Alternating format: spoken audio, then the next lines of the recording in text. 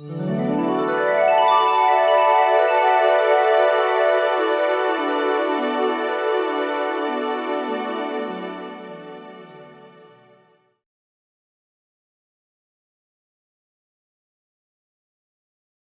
next presenter is Indigo Moor.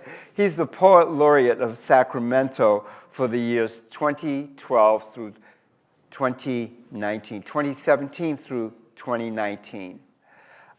He's also a scriptwriter and an author. He teaches at the Stone Coast MFA program, where he graduated in 2012 with an MFA in poetry, fiction, and screenwriting. His full-length stage play, Live at the Excelsior, was a finalist for the Images Theater Playwright Award and has been optioned for a full-length film. He has 3 books of poetry, Taproot, Through the Stonecutter's Window, and In the Room of Thirst and Hunger. Please put your hands together and welcome to Sacramento Soul Talks, Indigo Moor.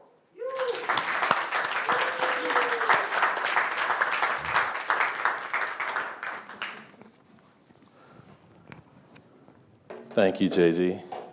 I could not have said it more succinctly myself. Yes. I am attempting to come into the next century, and I will be attempting to read from this. I should be able to do this. To read from my pad, because my daughter told me it would be better to scroll up. She said, "It looks unprofessional when you're flipping through pages, Dad." And I'm going to assume she's correct. Or I get to blame her for this. It could go either way. Unspoken, unwritten, unhealed. What pain do we carry through life because we refuse to break bread with it? Pull. I am told it was moonlight that ripened your failing heart until it finally cracked, sent the clock hands spinning off your flesh. I was a coward, still 3,000 miles away, convincing myself that if I came at all, I could never catch the dying hour. Forgive me, brother. For decades, your name has stretched my tongue to breaking. But love and pain often anguish logic. Long ago, on a night like this one, I watched Uncle Rocker the Coyote skyward with a fistful of buckshot. It slammed to the ground, twisted, skidding across the grass. Somehow it didn't know it was supposed to be dead. Front legs pawed the air as if leveled by nothing more than errant moonlight. Chicken feathers lined its muzzle. It mewed, eyes tunneling through me to the underbrush where its mate stood, now cross-haired down Uncle's barrel and already dead by every book and clock. The mate stood mesmerized, not knowing that in this world, every fool carries a twin heart. Bang! I shouted, and the underbrush went wild with the mates running. Still, if animals have souls, 2 died that night. Uncle cursed me under the killing sky. Why, boy? You know she'll hit the coop later. Why did you do that? This is my understanding of the fear and silence of these wounded nights. The moon snares in the sweet spot of the throat, and everything and everyone that lives on is trapped in love.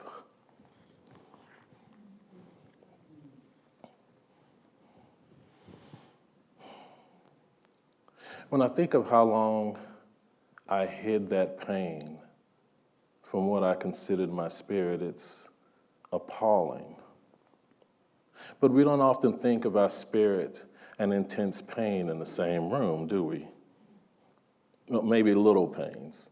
Like if someone cuts you off in traffic, then you may take a moment to take in a few cleansing breaths and say, I forgive this person.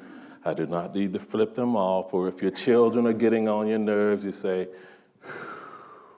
these are my children. It's okay. They're small. They'll grow out of this. I don't need to have CPS called on me today. This will be fine. But when it comes to the larger pains, the ones that shape our lives, the loss of a loved one, being separated from family, being unable to forgive ourselves or unable to forgive someone else, we have this instinct to hide from the pain.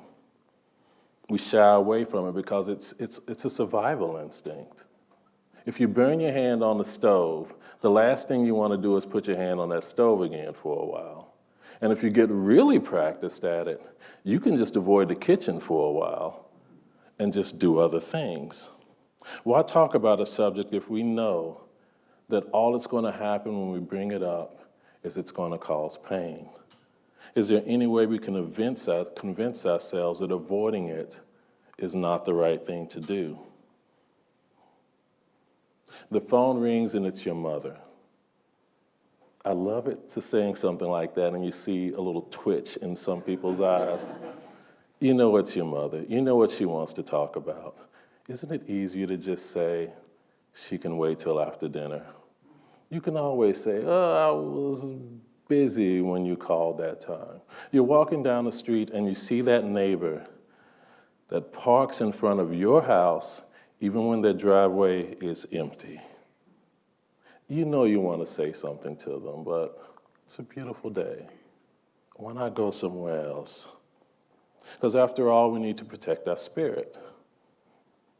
We need to protect that divine energy that's flowing between us. We don't want to put all these obstacles in its path and make it difficult for it to wash away the little hurts we toss to it, to wet its teeth on. We want to keep the big hurts from it. But what was really bothering you about your mother? Was it that one little thing? Or was it something that happened when you were 6? Or maybe it started at 6 and continued till you were 12 or 15. You didn't want to confront your neighbor. That's fine.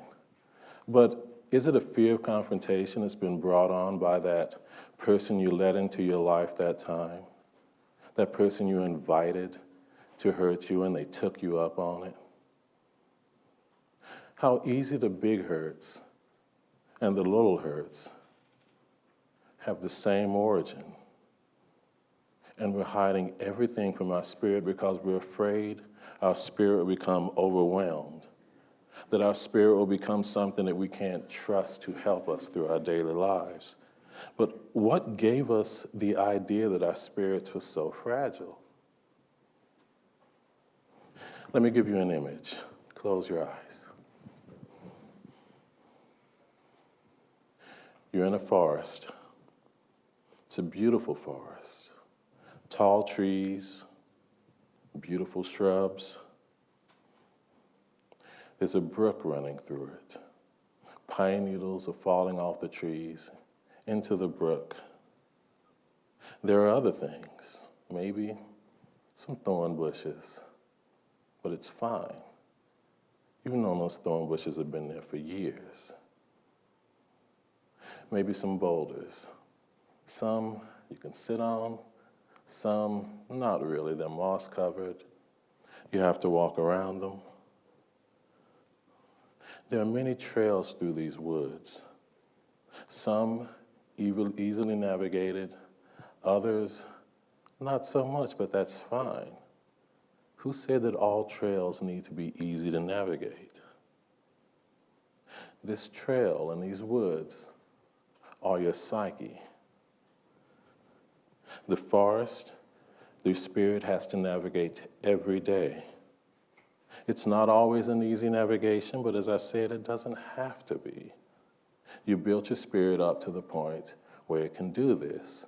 It knows where the thorns are. It knows where the prickly bushes are. Your spirit can handle anything it's seen before, anything that you have allowed it to see. But what about those large pains? The ones you've avoided? If we want to put those in this image, then those pains are holes that you've dug for yourself or someone or something else has dug for you. And instead of filling them up, you just kicked a few leaves over them. You've told yourself that you'll remember where these holes are. A year down the road, 5 years down the road. And if you remember, you can avoid them easily. And if you stumble across one, no big deal. And if your children stumble across one, a loved one stumbles across one of these holes, you won't blow up at them and have them walking away wondering what just happened. You know where your holes are. We've become very good at lying to ourselves, haven't we? Open your eyes. We hide our spirits from pain because we have convinced ourselves that our spirits are not strong enough to handle the things we've convinced ourselves we can't handle. We talk about pain from time to time, but we tend to talk around it. We don't want to get too close to it. We don't want to delve into it. It took me years to just say, I forgive myself for not being there when my brother died. If I had just taken the time to sit down with that pain, to write about it, to convince myself that I'm not in charge of the entire world, I would have allowed my spirit to see something that would have told me that every time a trigger comes, I don't have to dive down into the pain so deeply that I'm in a funk for days. That I don't have to worry that someone is going to say something that's going to trigger this pain and make me shy away from them. Make me think, well, I don't know why, but maybe I don't need to see that person today or tomorrow or the next week, and convince myself that I'm doing myself a favor. Our spirits are only weak and ineffectual when we hide what will help it grow stronger.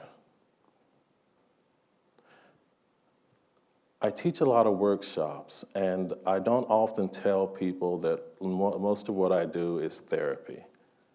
I'm helping people work through their own pain, work through things that they have trouble seeing. It's all writing. But in the end, the reason I wanted to become poet laureate was because the things that I worked through myself, I enjoy teaching to others. And with that in mind, how about an exercise? You won't need paper. You'll be writing this in your mind, and you won't be sharing with anyone, so there is no need to dance around the fire. I'm going to invite you to walk through it. Close your eyes. Sit back and breathe. And breathe. And breathe. I can already see there are no strangers to meditation in here. So continue breathing and breathing.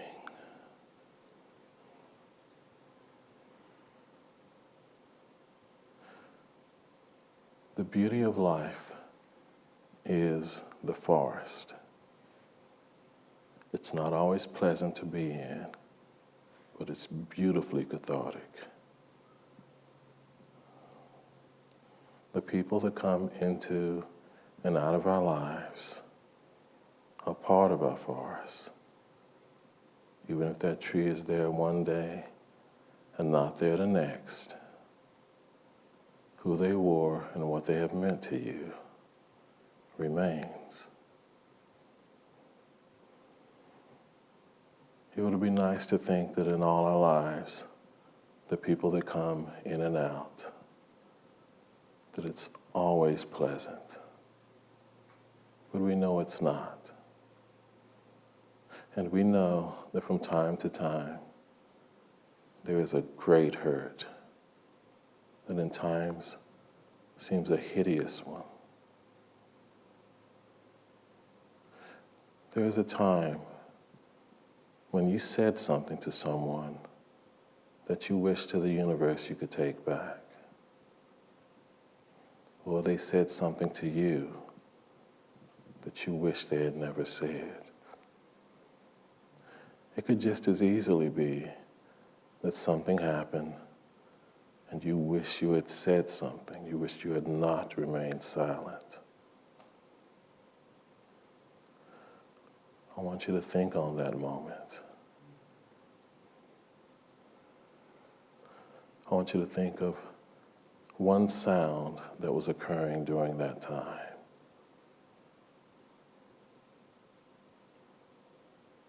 I want you to take in one sight that was happening during that time.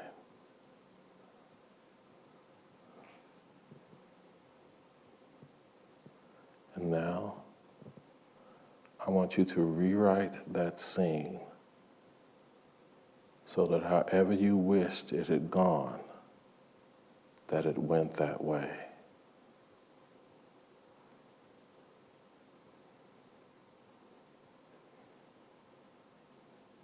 If it was something that needed to be said, I want you to say it again. Or if it was something that needed not being said, I want you to erase it and erase it and erase it. I want you to think of why you said it. Whether you're proud of it or not, it's who you were at that moment. Think of why you didn't say what you had wished you had said. We all make decisions based on the information we had at that time. Wouldn't it be great if we all had the wisdom of now at that moment? But we didn't.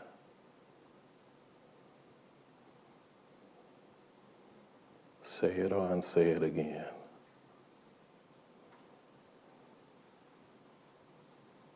I want you to keep your eyes closed. And I want you to erase that moment. We'll come back to it again.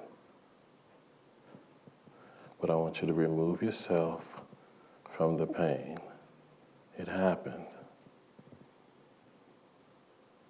And now that you removed it from yourself, give it to your spirit and tell your spirit that you are so sorry that it happened.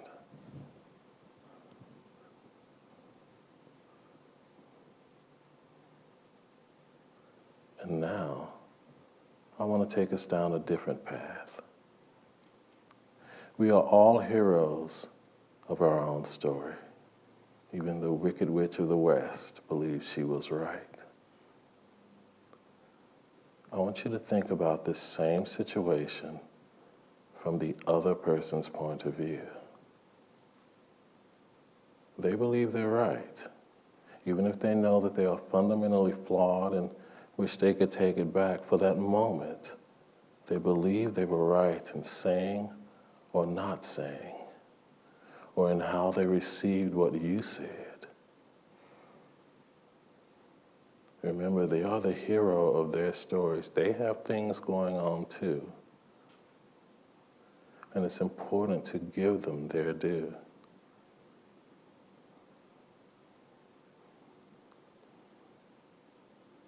I want you to find a reason why they would hope or wish that situation had not happened.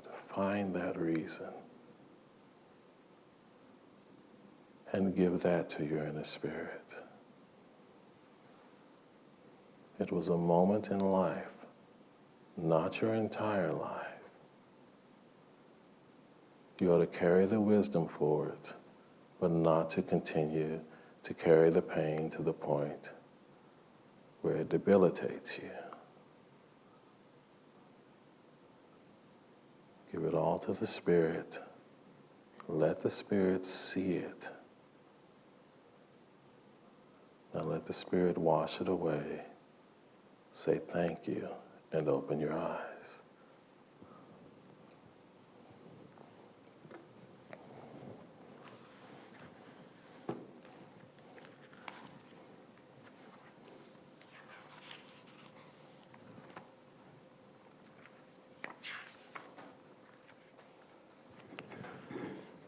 I want to read to you a poem that I wrote recently.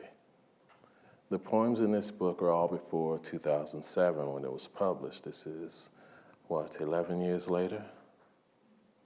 It's called Veterans of Foreign Wars.